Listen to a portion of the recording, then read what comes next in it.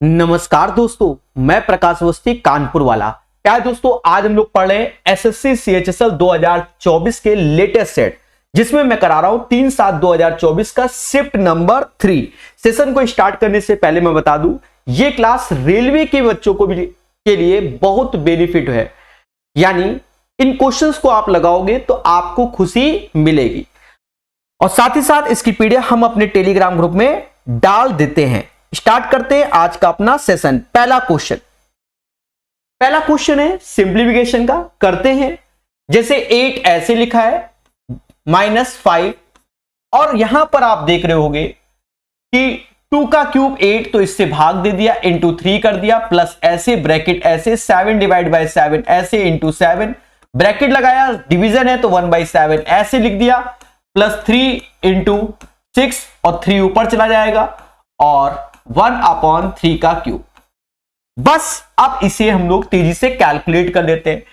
7 7 7 7 चला गया, 3 के क्यूब से ये गया, 2 बार में आया, यहां 1 आया, इधर 2 आया, इधर देखें तो 8 ऐसे ही, 15/8 ऐसे, यानी 3 8 11 हो गया, माइनस का 15/8 हो गया, 88 में से 15 गया, 73/8 इज द राइट आंसर। उम्मीद है पहला क्वेश्चन सभी को समझ में आया होगा। दूसरा क्वेश्चन कहता है निम्नलिखित तालिका 2010 से 24 की अवधि के दौरान 4 कंपनी द्वारा निर्मित कंपनियों की संख्या है। किस कंपनी 2010 से 2024 तक के कंप्यूटर के निर्माण का औसत न्यूनतम है? औसत न्यूनतम है तो आप इन वैल्यू को जोड़ो, भाग नहीं देना है। जिसकी वैल्यू सबसे कम आएगी उसी का औसत क्या हो जाएगा? सबसे न्यूनतम हो जाएगा। जोड़ते हैं तेजी से। लास्ट में 0 है, सभी के लास्ट में 0 है, ठीक है। 4 5 9 9 7 16 2 18 हासिल 1, 3 2 5 1 6 12 6 18 18 4 22 3 25, ये 2580 आ गया। दूसरे को जोड़ेंगे, 0 ऐसे है, 3 2 5 5 10 2 12 12 7 19 हासिल 1 1 5 6 6 12 1 13 13 3 16, ये 2690 आ गया। इसको जोड़ो, 0 ऐसे, 9 7 16 9 7 16 16 3 19 19 8 27 27 5 27 5 32 3 हासिल, 6 3 9 9 4 13 13 11 24 और 5 29, तो ये 2920 हो गया। और अंतिम क्या है दोस्तों? 0 ऐसे, 8 5 13 1 14 14 9 14 और 9 23 23 8 31 3 हासिल, 6 2 8 3 11 11 7 18 18 8 26 4 30, ये आ गई। अब आप बताओ इनमें से सबसे मिनिमम कौन है? 2580। अगर हम इसका भी औसत लेंगे तो सबसे मिनिमम ही आएगा, यानी ए इज द राइट आंसर। एक बेहतरीन क्वेश्चन है, क्योंकि पेपर टाइम इतना जोड़ने का मतलब हार्ट बीट बहुत तेज हो जाना, समझ गए। 4 सेंटीमीटर त्रिज्या वाले किसी दिए गए वृत्त के लिए उसके त्रिज्या खंड का कोण इतना है, त्रिज्या खंड का क्षेत्रफल ज्ञात करो। देखो एक चीज समझो, 360 डिग्री पर एरिया जो होता है वो πr², यानी सर्कल का एरिया πr² होता है, वो 360 डिग्री पर। लेकिन हमसे 45 डिग्री पे कहता है, तो इसमें 8 से भाग दोगे तो ये, यानी 45 डिग्री में एरिया का फॉर्मूला ये। और कह रहा पाई की जगह आप 3.14 का प्रयोग करें। r 4 दिया गया तो 4 का स्क्वायर 16, और 45 डिग्री का खेला समझी गए, क्योंकि इसका मतलब 45 डिग्री होता है उसका एरिया, तो यहां 8 से ये 2 बार में गया, 6.28 इज द राइट आंसर। अब यहां कहता है इलेक्शन वाला क्वेश्चन आसान होता है, बस प्रैक्टिस अच्छी होनी चाहिए। 2 उम्मीदवार के बीच हुए चुनाव में पंजीकृत मतदाताओं में 10% ने अपना वोट नहीं दिया। जीतने वाले उम्मीदवार को कुल डाले गए 60%, और उसने दूसरे उम्मीदवार को इतने वोटों से हराया। पंजीकृत मतदाताओं की कुल संख्या, देखो हमने माना टोटल वोट क्या था एज ए 100%। 10% ने कहा कि भैया हम वोट ही नहीं देंगे, तो बचे कितने? 90%। अब जो कैंडिडेट जीता है उसे 60%, तो इसका मिला है, समझ गए ना, इसका 60%, तो नचो को 54% उसको मिल गया, इस वैल्यू का 60% निकालना है, तो बचा 40%, तो यहां 40 मतलब 54 इसमें घटा दोगे तो नचो को 36%। अब जीतने वाला तो ये वाला बंदा है, तो दोनों का अंतर 18% है, और यही 18% की वैल्यू 1242 है। तो हमसे कहता है पंजीकृत मतदाताओं की कुल संख्या यानी एज ए 100% का मान चाहिए। दोस्तों 100% का मान हम निकालेंगे, 18 से भाग दोगे तो 18 6 108 होता है, 108 इसमें कम कर दोगे तो 16 आएगा, 162 यानी 69 टाइम्स गया, तो 69 का यहां गुणा कर दोगे, 6900 इज द राइट आंसर। इस क्वेश्चन का आंसर 6900। ऐसे कर लो या ऐसा कर लो कि टोटल वोट x मान लो, 10% इनवैलिड, तो बचे कितने 90% यानी 9/10। अब उसके बाद की कहानी को समझो, कह रहा जीतने वाले उम्मीदवार को कुल डाले गए मतों का 60%, तो जीतने वाले को 60%, हारने वाले को 40%, हारने वाले को 40%, और दोनों का अंतर 20%, और वही वैल्यू 1242 यानी 20%। जीतने वाले को 60%, हारने वाले को 40%, अंतर 20%, 20% का मतलब कितना दिया 1/5, और यही वैल्यू 1242 की। बस इसको काट पीट लो, आंसर की प्राप्ति हो जाएगी। तक काटना ही नहीं आता तो काटना सीखो, 9 से काटो, 9 एकम 9, 9 एकम 9, फिर आया 34, तो 9 त्रिका 27,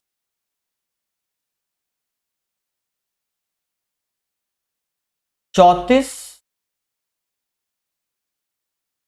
9 त्रिका 27, फिर 72, 9 अट्ठे 72, और 138 में इस 50 का गुणा कर लो, तो 138 का समझ गए ना, आधा 6900, समझ गए, वो अपना प्रैक्टिस है, 50 का गुणा कर लो, समझ गए।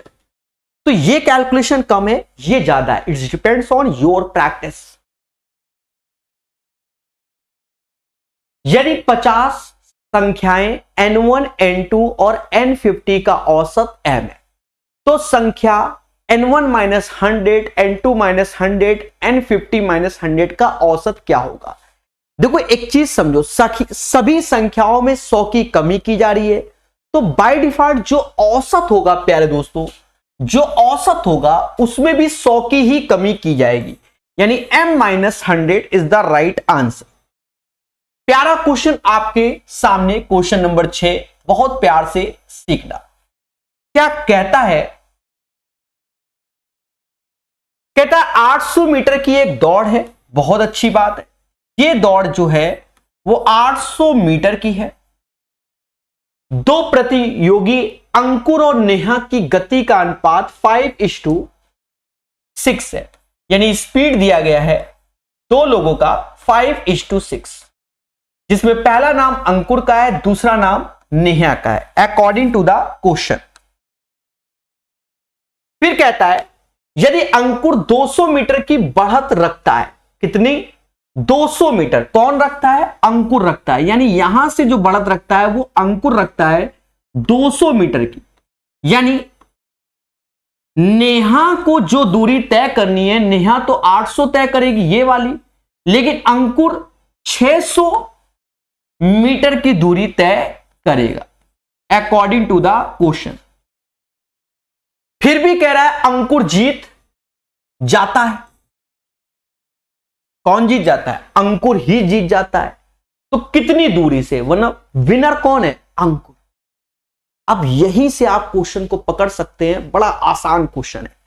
देखो आप जानते हो speed directly proportional to distance के, यानी डिस्टेंस का रेशियो 5:6 हो जाएगा। अब एक चीज बताओ ईमानदारी से, अंकुर कितनी दूरी तय करनी है 600, क्योंकि अंकुर ही जीत रहा है, तो अंकुर तो पूरा का पूरा 600 मीटर की दूरी तय करेगा, बोलो हां। अंकुर 600 दूरी, तो 5 बराबर 600 के, तो 1 बराबर 120 के, तो नेहा जितने समय में अंकुर 600 मीटर की दूरी तय करेगा, उतने समय में नेहा 720 मीटर की दूरी, जितने समय में अंकुर 600 मीटर की दूरी तय करेगा उतने समय में नेहा 720 मीटर की दूरी तय करेगी। तो अंकुर तो यहां जीत गया और नेहा अभी 80 मीटर दूर रहेगी। क्यों? क्योंकि टोटल दूरी है 800 की, अंकुर का तो ठीक है, नेहा 800 कवर नहीं कर पाई, यानी 80 मीटर से नेहा हार गई, मुद्दा ही खत्म। अंकुर विल विन बाय, तो अंकुर जीता है 80 मीटर की दूरी से। किससे? नेहा से। This is the right answer, simple सरल। और एक और बात देखो, अंकुर मेरे सीए का नाम है और नेहा मेरी सगी भाभी का नाम है, तो अंकुर जी और नेहा जी शब्दों का उच्चारण मुझे करना चाहिए था। समझदार है। चलिए आगे बढ़ते हैं। Question number 7। अच्छा सर सीए क्यों? देखो कोर्सेस लॉन्च करते हैं अलग अलग एग्जाम के, तो वहां पर जीएसटी बिल और भी टैक्सेस वगैरह का, तो वो कहीं ना कहीं आप समझदार हो, मेरे बस के बाहर। निम्नलिखित रैखिक समीकरण प्रणाली को हल करें। अब हल करें तो देखो, इसको अगर आप ईमानदारी से हल करोगे तो ये क्वेश्चन तुमको डस लेगा, मोटा मोटा डस लेगा। हाँ जनरली आपको डस लेगा, फिलहाल ये नहीं डसेगा क्योंकि यहां सिंपल दे दिया गया। सिंपल क्या? इन दोनों को जब जोड़ दोगे तुरंत ही एक्स निकल आएगा। हाँ तुरंत एक्स निकल आ रहा है, लेकिन ऐसा नहीं करना है। आप तीनों को जोड़ो, 7 5 12, 3 15 है, यानी इसके चांसेस है। 5 3 8 2 10 नहीं होगा, 9 ये भी नहीं होगा, 12 1 13 नहीं, यानी पहला ऑप्शन के चांसेस है। पहले में तो फिट हो गया, इसमें 5 3 8 घटाओगे, साथ में तो -1, तो यही फिट होगा। A is the right answer. Solve करोगे तो समय लग जाएगा। 7 अंकों की संख्या है 4 8 9 y 5 z 6, जो कि 72 से डिविजिबल है। 72 मतलब समझ गए ना, 8 और 9 से। इसका एलसीएम 72 आएगा और एचसीएफ 1 आएगा, इसलिए हम लोग 8 और 9 देखते हैं। अब इसमें पहले 8 देखेंगे, अंतिम 3 डिजिट। अब पहले जेड की वैल्यू या तो हम 0 डिसाइड करें तो 506 नहीं जाता, 48 26 नहीं 56 होना चाहिए, यानी जेड हमारा 3 डिसाइड हो जाएगा। सीधे 3 रखोगे तो 536 8 से डिविजिबल हो जाएगा। मैंने कई बार आपको ट्रिक बताई, उसके बाद जब भी ये मिड में हो, मिड में नियम, तो 4 4 का अंतर होता है, 3 4 7, यानी आप 576 भी 8 से डिविजिबल हो जाएगा। अब यहां 2 केसेस बनेंगे। केस 1 के हिसाब से चलेंगे, जहां पर हम 3 पुट कर रहे हैं, यानी 4 8 9 y 5 3 6। अब 9 से डिविजिबिलिटी हम चेक कर रहे हैं, तो ये 9 ये 9 5 4 9 ये 8, तो y 1 हो गया। यानी जब z हमारा 3 होता है तो y 1 इनका इंटू 3 ऑप्शन में है। पर इसने हमसे कहा उच्चतम संभावित गुणनखंड निकालो, तो इसके लिए केस 2 भी आपको चेक करना होगा। अगर केस 2 का ऑप्शंस में मैच नहीं करता तो फिर हम 3 ही आंसर घोषित कर देंगे, लेकिन अगर मैच करता है तो फिर वही होगा।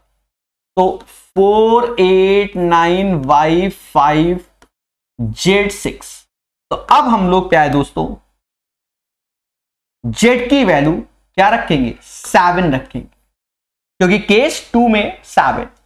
तो खेलते हैं, 9 गया, 5 4 9 ऐसे, और 13 8 21 21 में क्या जोड़े?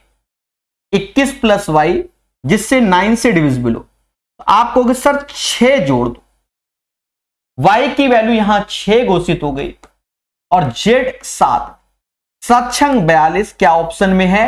हां सर है। This is the right answer of this one. इसको फिर ऐसे ही करना है। अब कुछ बच्चे ये कहेंगे सर इतना समय, देखो चेक करना पड़ेगा, मेरी बात को सुनो। आपका तो मैक्सिमम सा 3 क्यों ले, 7 ही ले। मान लो यहां पर y की वैल्यू 1 आती तो खेला हो जाता, और 3 वहां पर 8 हो जाती तो 8 तिका 24। इसलिए हमें दोनों केसेस को लेना चाहिए, बाकी जिसकी जैसी श्रद्धा। यदि पी की आयु, अच्छा पी की आय Q से 40% क्या है, कम है। देखो 40% कम है, 40% मतलब मान लो Q 100 रुपया कमाता है तो P 60। अगर मैं रेशियो देखूं तो 3:5 हो जाएगा। बोलो हाँ। फिर कहता है P और Q की संयुक्त, तो संयुक्त हो गई P और Q की कितनी, 8। P की आय से कितना प्रतिशत अधिक है, देख रहे हो, यानी 3 से ये 8 कितना अधिक है, दोनों का अंतर 5, कंपैरिजन 3 से करवा रहा है, इंटू 100, 500/3,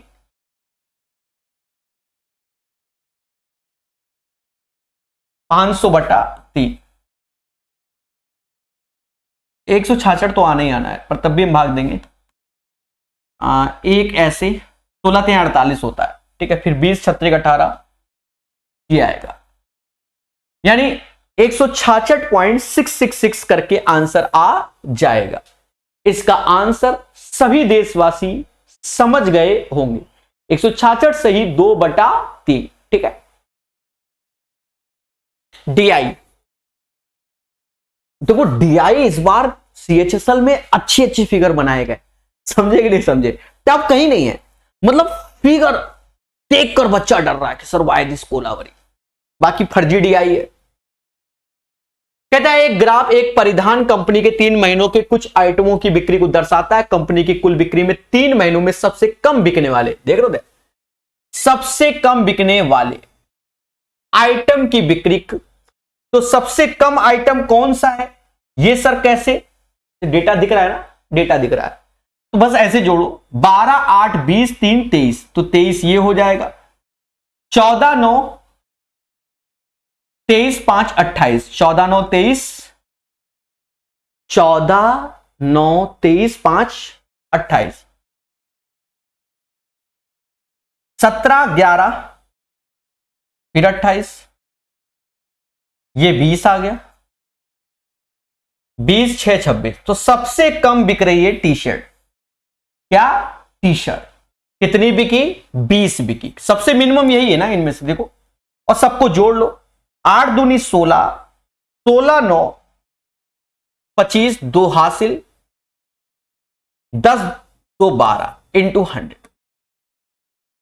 1000 में 125 से भाग दोगे तो 8 बार में, 2000 है तो 16%, सीधे आंसर। बाकी आपको अगर कष्ट लग रहा है सर ऐसे कैसे, तो 25 चौका 25 पंजा, अब काट लो 80/5, 16% इज द राइट आंसर। बढ़िया क्वेश्चन। यदि एक लंबवती शंकु की ऊंचाई इतनी, इसके आधार की त्रिज्या इतनी, लंबवती शंकु का आयतन ज्ञात करो। देखो शंकु का आयतन होता है पाई, यानी 22/7, R स्क्वायर 10.5 लिख रहा है तो इसको 21/2, 21/2। अच्छा यहां पर शंकु है, बेलन नहीं, तो शंकु का आयतन होता है 1/3 पाई R स्क्वायर H, ये होता है शंकु का आयतन। बस अब काट पीट लो, 21 से 21 गया, 4 से ये 6 बार में गया, ठीक है। अब इनटू का मुद्दा है, तो पहले बात सुनो, अगर मैं 22 को 11 घोषित कर दूं तो वो 2 6 दूनी 12 के पास आ जाएगा, 12 1 कम 12 हासिल 1, 12 दूनी 24 1 25, 252। अब गुणा कर लो, 2 ऐसे 5 2 7 ऐसे 7 ऐसे 2 ऐसे, 2772 इज द राइट आंसर। अगर डिस्टेंस सम लगाओ खेला हो जाएगा, सब तो वही, सभी में 2 घुसे हुए, 2772, this is the right answer of this one, 11 का। DI दिया गया पाई आरेख एक प्रकाशन द्वारा विभिन्न मतों के अंतर्गत पुस्तक तैयार करने पर किए गए व्यय को दर्शाता है। रॉयल्टी का भुगतान करने पर किए गए व्यय को दर्शाने वाले पाई आरेख का कोण है रॉयल्टी। डी मतलब रॉयल्टी, और रॉयल्टी कौन कर रहा है, 15%, और हमें इस 15% का हमें डिग्री में आंसर चाहिए, क्योंकि ऑप्शन सारे डिग्री पे रखे हैं। तो हम जानते हैं कि 360 डिग्री को समाज 100% कहता है, यानी अगर मैं 10 डिग्री की बात करूं तो 36 होगा, तो 5 डिग्री की बात कर लूं तो 18 होगा, और हमें 15% चाहिए, मतलब 5% की वैल्यू 18, तो 15% दोनों साइड 3 का गुणा कर लो, तो 54 degree is the right answer. ये क्वेश्चन एक ट्रेडिशनल क्वेश्चन है, सबको आना चाहिए आज की डेट में। अगर ये नहीं कर पा रहे तो खेला है। कह रहा 30 मीटर कपड़ा बेचकर एक दुकानदार 10 मीटर कपड़े की विक्रय मूल्य के बराबर लाभ कमाता है। सब जगह मिलेगा क्वेश्चन 4 वैरायटी में। तो हम ऐसे सिखाते हैं, SP minus CP, profit oblique loss. अगर हम 30 मीटर कपड़े को बेचते हैं तो इसका मतलब 30 मीटर हम कपड़े को लाए होंगे तभी बेचा होगा, और ऐसा करने पर 10 मीटर के सेलिंग प्राइस के बराबर हमें क्या हो गया, प्रॉफिट हो गया। ये पहली लाइन हम हमेशा लिखते हैं। 30 में 10 गया 20 आया, 20 एसपी बराबर 30 सीपी, यानी सीपी अपॉन एसपी का रेशियो 2:3 आ जाएगा।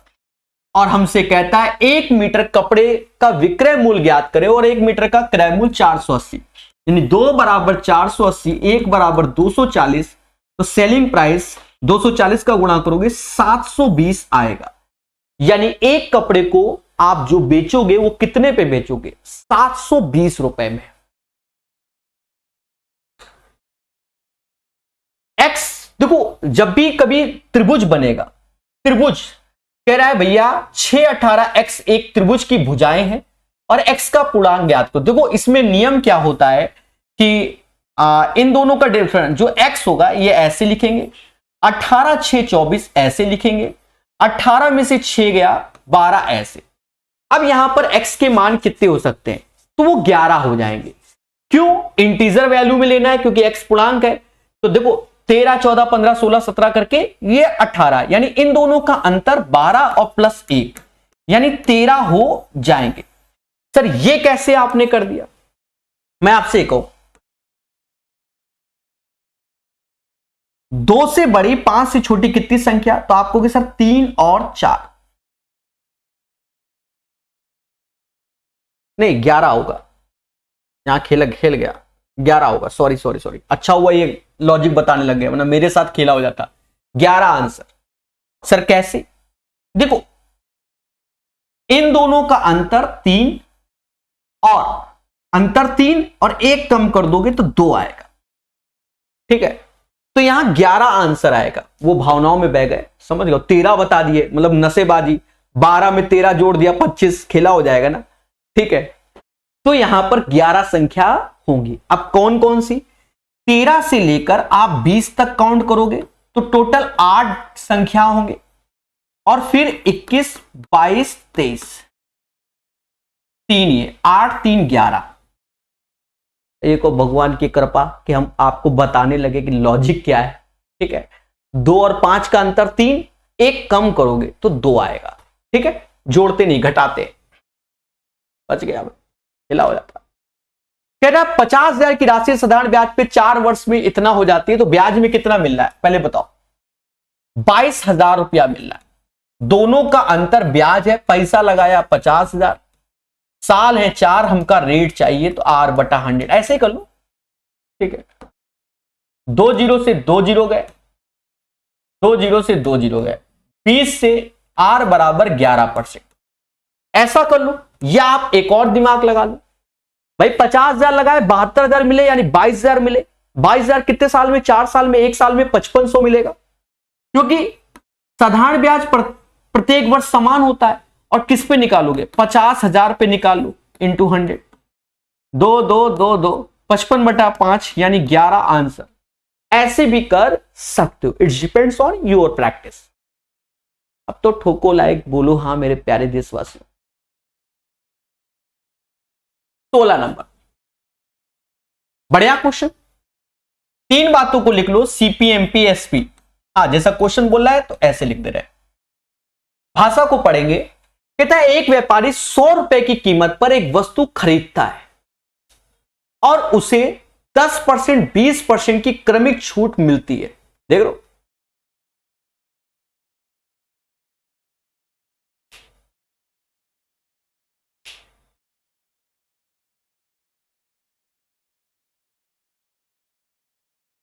देखो हिंदी और इंग्लिश वर्जन के शब्दों में अंतर हो गया है, ठीक है, या सही भी है। देखो यहां पर हम इंग्लिश वर्जन ले रहे हैं, a dealer buy an article listed at 100, यानी उसका एमआरपी 100 रुपए छपा हुआ था, get successive discount of 10% and 20%। 10% इसका कम करोगे इसका तो 90 आएगा, और 90 का 20% आप कम करोगे तो 18 कम यानी 72 रुपए। उम्मीद है मेरी बात ये समझ गए होगे। एक्चुअल में हमारा जो टाइपिस्ट है वो इंग्लिश वर्जन को हिंदी में लाता है, तो थोड़ा सा अंतर किताबी जो छप के आता है उसमें हो जाता है कभी कभी। ठीक है, आप ये समझो 100 रुपए की कोई चीज है, 10% कम करोगे तो वो 90 होगा, 90 में 20% कम करोगे तो 18 कम हो जाएगा तो वो 72 हो जाएगा। क्लियर है? बोलो हाँ। ठीक है, ऊपर वाली लाइन पढ़ा है, he spend 10% of the cost price on transportation. अब मेरी बात को सुनो, जब मैं कोई सामान किसी से खरीद के लाया, यानी 100 रुपए की चीज थी, मार्केट में गया 100 रुपए की चीज थी, उस पर 2 डिस्काउंट मैंने उससे प्राप्त किए 72 रुपए। तो ये 72 रुपए क्या दुकानदार के लिए सेलिंग प्राइस और मेरे लिए अब ये कॉस्ट प्राइस हो गया, क्योंकि मैं खरीद के लाया हूं तो अब मेरे लिए ये क्या है, कॉस्ट प्राइस। आगे वो कहता है परिवहन पर लागत मूल्य का 10% खर्च किया, 10% इसका निकालेंगे यानी 7.2 हमने इसमें जोड़ा तो 79.2 हो गया। तो नया, अब ये हमारा, ये भी हमारा कॉस्ट ही प्राइस है। क्या है? कॉस्ट प्राइस है। सर ऐसा क्यों? भाई वो तो हम डिस्काउंट में लाए, अब रास्ते में खर्चा अर्चा तो लगेगा ना, ट्रांसपोर्टेशन। नहीं समझे? मान लो आप कोई दुकान खोलोगे, कहीं गए डिस्काउंट में सामान लाए, वहां से अपने घर लाओगे तो कुछ किराया लगेगा ना, बस वही है। ठीक है, जैसे अदर शहर के लोग दिल्ली में जाके लाते हैं, सदर बाजार से सामान सस्ता मिलता है, पर बल्क में लेने पे सस्ता होता है। 79.2 रुपया का वो हमारा सामान पड़ा। अब हम इस पे 15% का लाभ कमाएंगे, और 15% का लाभ मतलब समझ लो ना, 100 में 15 जोड़ोगे तो 115% हो जाएगा, क्योंकि सेलिंग प्राइस निकालने जा रहे हैं। 115% की वैल्यू 23/20 हो जाएगी। अब ये हमारा सेलिंग प्राइस हो गया। कैलकुलेट कर लो, 2 से भाग दो तो 80, 38, 78, 2 तिहाई 6, फिर 19 है 18, 39.6 इंटू 23 हो जाएगा, और अपॉन में 100, तो यहां अपॉन में 10, क्योंकि 2 से भाग दे रहे हैं तो ये 10 हुआ ना, समझ गए ना, तो ये 2.3 हो जाएगा। अब इसका गुणा करें, देखो या तो ऑप्शन ये आएगा या तो ये आएगा। इसमें अगर हम ज्यादा हाईटेक के हमें इंटू नहीं करना है तो हम ये देख रहे हैं कि ये वैल्यू 3 का मल्टीपल है, देखो 36 का 18 तो लास्ट में 8 होना चाहिए, तो इन्हीं 2 ऑप्शन में ये 3 का मल्टीपल है, और 3 का मल्टीपल ये नजर आ रहा है, तो 91.08 इज द राइट आंसर। समझ गए? फिर यही आंसर। ठीक है, डन। और क्या, आपका 2 इंटू करो, हो गया, मुद्दा खत्म, बस वही आंसर। ए बी किसी काम को 12 दिन में कर लेते हैं। A and B can do a piece of work in 12 days. B और सी उसी काम को 15 दिन में कर लेते हैं। ठीक है, तो सी और ए उसी काम को 10 दिन में कर लेते हैं। पहला उद्देश्य एलसीएम जो कि 60 आएगा, क्षमता 5 4 6 आ जाएगी, सभी बोलो हां। यहां पर देखोगे 6 4 10 15, 15 क्षमता हो गई 2A 2B 2C की, तो 15 का आधा 7.5, 7.5 क्षमता होगी ए बी सी की, ए बी सी की। अब हमसे कहता है सीए उसी, अच्छा कहता है ए अकेला कितने दिन में, ट्रेडिशनल क्वेश्चन हो गया। बी और सी की क्षमता 4 है, तो बी और सी की क्षमता 4, तो बाय डिफॉल्ट ए की क्षमता 3.5 हो जाएगी। हर किताब में ये क्वेश्चन मिलेगा, और ये 60 में 3.5 का भाग यानी 7/2 यानी 120/7। सारे ऑप्शंस पॉइंट में रख दीजिए, बहुत अच्छी बात है। 120/7, 70, फिर 50, 7 7 49, फिर ये हो जाएगा। और वैसे भी 17 7 119 होता है, तो फिर ये आंसर आएगा। ठीक है, डी आई। कहता दिए गए बार ग्राफ के आधार पर निम्नलिखित प्रश्न का उत्तर दीजिए। 1991 में कुल राजस्व का कितना प्रतिशत किसमें पत्रिकाओं से आया, यानी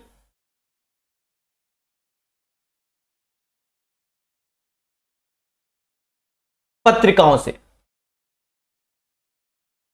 ग्रीन कलर 1991 में, तो 1991 ग्रीन कलर 45 ऐसे, और 1900 ये भी 45 होगा, और ये लाइन जा रही 80, तो 45 90 80 170 गुणे 100, इसे कैलकुलेट करना है। 0 से 0 गया, 450 डिवाइड बाय 17, 17 दूनी 34, फिर 110 आ गया, 102 26, 26.5 आ जाएगा। जिसको नहीं समझ में आया मैं फिर से समझा देता हूं। 1991 में कुल राजस्व का कितना प्रतिशत पत्रिकाओं से आया।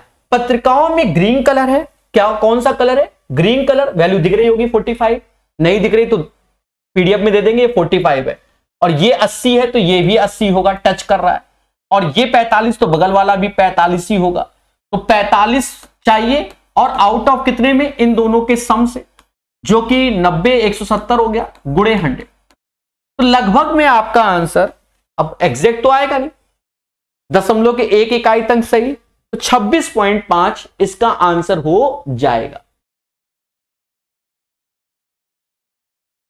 यदि एक वर्ग का परिमाप इतना है, इसका क्षेत्रफल क्या, अब बच्चा तो कहेगा सीधे 11 का मल्टीपल ढूंढ लो, मुद्दा ही खत्म को। सॉरी वर्ग है, हम सर्कल समझे थे, अभी खेला हो जाता मेरे साथ।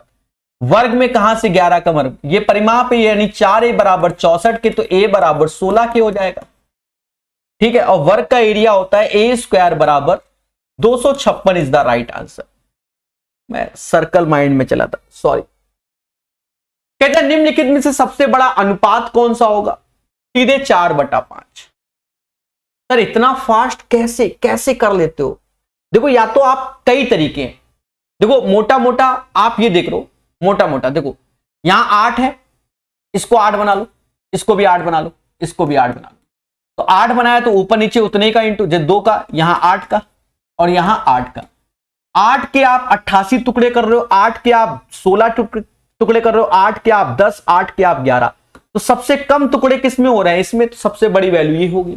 पहला लॉजिक ये हो गया, ठीक है, पहला लॉजिक ये हो गया। अब दूसरा लॉजिक समझो। दूसरा लॉजिक आप एरो मेथड से कर सकते हो। ये 8 5 40 हो गया, ये 44 हो गया, तो ये 4/5 बड़ा है भी, ये 11 हो गया, ये 2 हो गया, तो 1/2 बड़ा है। अब इसमें देखो ये 50% होता है, ये 80% होता है, तो 4/5 बड़ा है। और भी तरीके हैं। कहता किसके बराबर है। कुछ बच्चों को हमने जब नवीन अंगणित पढ़ाई थी परसेंटेज, तो बच्चे कहते सर का ऐसा भी क्वेश्चन आता है, नवीन अंगणित RS अग्रवाल वाली किताब देख लो, ऐसे ही बताया था बेसिक में, छाप दिया उसने परसेंटेज। अब देखो 12.75, तो 0.75 को 3/4 बोलते हैं, और परसेंटेज तो 12 चौक 48 3 51/4, और परसेंटेज मतलब 1/100, 51/400 आंसर। Simple question.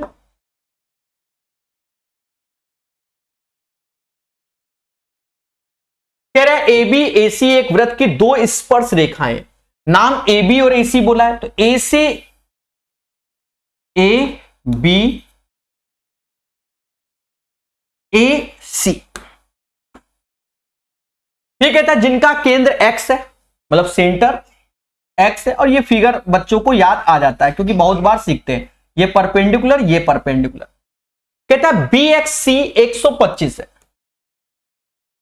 तो हमसे कहता है, क्या कहता है आगे नहीं बोला, BAC का माप बताओ। BAC, तो ये 90, ये 90, ये 125, तो ये 55 हो जाएगा, क्योंकि चतुर्भुज के चारों कोणों का सम 360 होता है, तो 90 90 गया 125, मतलब ये 90 90 180, तो इन दोनों का सम भी 180 होना चाहिए।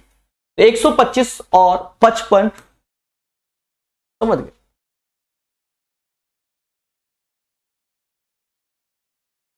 ये क्वेश्चन आसान है, सब जगह मिलेगा, आपने अगर सही से किताबें पढ़ी हुई तो मिलेगा। कह रहा समलम चतुर्भुज पी क्यू आर एस में पी क्यू एस आर के समांतर है। समलम मतलब ट्रैपिजियम, ये एक ट्रैपिजियम बना लिया। अच्छा देखो, बड़ा कौन है छोटा कौन है, ये बोला है। पी क्यू बड़ा है लेंथ में, पी क्यू आर एस ऐसे कहता है, ठीक है। पी क्यू पैरेलल है, बड़ा भी है। P R Q S, P R ये पेपर में पहले भी आ चुका है, क्यू एस ओ पर इंटरसेक्ट करते हैं। कहता पीओ बराबर इतना, ओ क्यू इतना इतना इतना। अच्छा एक चीज समझो, इसमें क्या होगा, यहां कट रहे हैं तो जो क्षेत्रफल इस मतलब ये दोनों ट्रायंगल क्या होंगे, सिमिलर हो जाएंगे, और इनकी साइड के रेशियो, यानी जैसे इसमें बनेगा PO upon O Q, property बनता है डायगोनल में, पी से ओ अपॉन ओ आर, देखो नसेबाजी, पीओ अपॉन ओ आर, ऐसे Q O upon O S, यानी इन दोनों का रेशियो, फिर इन दोनों का रेशियो बराबर होता है। यहां वैल्यू दी गई है 3x माइनस 15, ओ आर की वैल्यू x माइनस 5, तो कटता हुआ नजर आ रहा है, ठीक है, x माइनस 5, फिर ओ क्यू x प्लस 9 और ओ एस 5, ऐसा आ गया।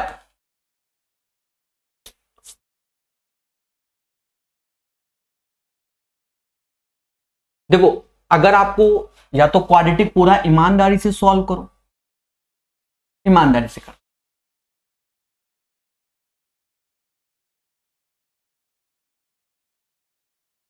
3x माइनस 15 सही ना। चलो अच्छा मेरा दिमाग क्या कर रहा है, देखो इससे 3 कॉमन ले लो, x माइनस 5 हो गया, x माइनस 1 तो आहा 5 3 15 ऐसे हो गया, समझ गया, मतलब दिमाग ऐसे भाग रहा है। x बराबर 5 आ जाएगा और 2 वैल्यू आएगी, एक 5 और एक 6 हो जाएगा, क्योंकि 15 में से 9 गया 6 आया। तो ऐसे बना दो, देखो ये वाला बना दे रहे। बाकी आप क्या करना, इसको सॉल्व करना क्वाड्रेटिक बना के, जैसे नहीं इधर गुणा करो इधर करो फिर सॉल्व करो।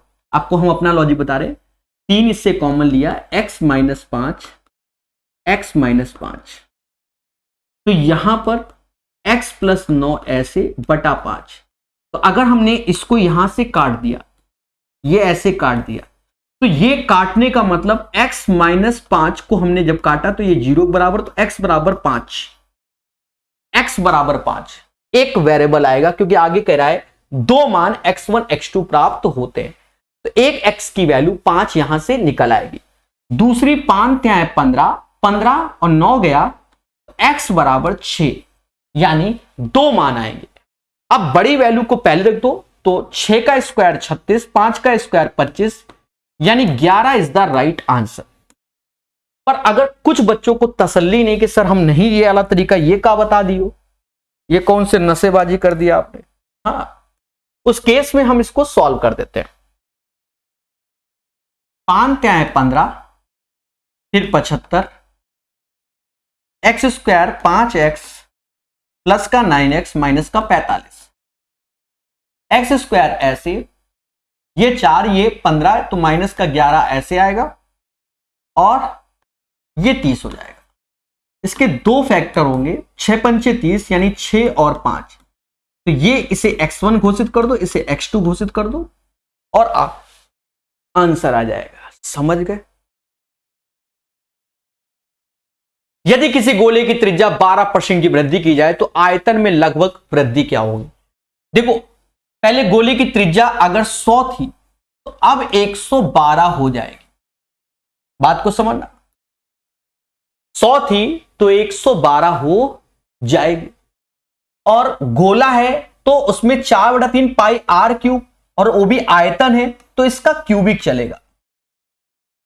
यानी 202020। अब मुद्दा आया 112 का क्यूब। देखो एक तो YouTube पे सर्च करना 112 का क्यूब, मतलब 112 का नहीं, क्यूब प्रकाश सर मैथ, जहरीला वीडियो आ जाएगा। आपने आज तक पढ़ा नहीं होगा। 2-3 साल पहले मैंने क्यूब का वीडियो बना के डाला, तब से मैंने डाला नहीं, ठीक है। अब सर ट्रिक क्या है? हाँ, वो भले लोगों ने नहीं देखा, सपोर्ट प्यार नहीं मिला, और हाईटेक ट्रिक है। 112 का क्यूब निकालने का तरीका देखो, मैं आपको सिखा देता हूं, बाकी वहां सीखना। 2 का क्यूब 8, लेकिन क्यूबिक है तो 3 डिजिट मेंटेन करनी होगी। 11 का क्यूब यहां पर मेंटेन है, यहां पर तो आप बाय डिफॉल्ट 11 का क्यूब 1331। उसके बाद इसकी ट्रिक देखो, इसी पैटर्न में हमने स्क्वायर की भी ट्रिक बताई है, यहां क्यूब की ट्रिक है। तो इसमें क्या है, इन सबका गुणा हो जाएगा, और 112 तो लिखा है उसको ऐसे लिखो, और 11 दूनी 22, 3 66 ऐसे, इसका गुणा लिखो। यहां हमने एक डिजिट उठाया तो एक डिजिट को छोड़कर जो इसका इंटू है वो लिख दो। तो मैं लिख दे रहा हूं 66 दूना 132, 13 हासिल, फिर 66 9 7 हासिल, फिर 66 और 7 73। देख लो, गुणा भी कर लिया, टैलेंट। 8 ऐसे, 2 ऐसे, 9 ऐसे, 4 ऐसे, 0 14। तो ये इसका क्यूब हो। अब देखा जाए कितना परसेंटेज ज्यादा, तो अंतर जब दोनों घटाओगे तो घटाने में ये वैल्यू एक्स्ट्रा आएगी, क्योंकि बाकी तो ये है, और ये वैल्यू 40 अपॉन दिस वन करोगे तो ये 40.4928 परसेंटेज आ जाएगा। तो 40.4928 यहां लगभग बोला, हमने एग्जैक्ट निकाल के धर दिया, क्योंकि हमें क्यूब निकालना आता था, समझ गए। ये क्वेश्चन कॉट थीटा, सर कैसे? अरे ऊपर से कॉस थीटा कॉमन ले लो। दया दया दया दया दया, हाँ हाँ,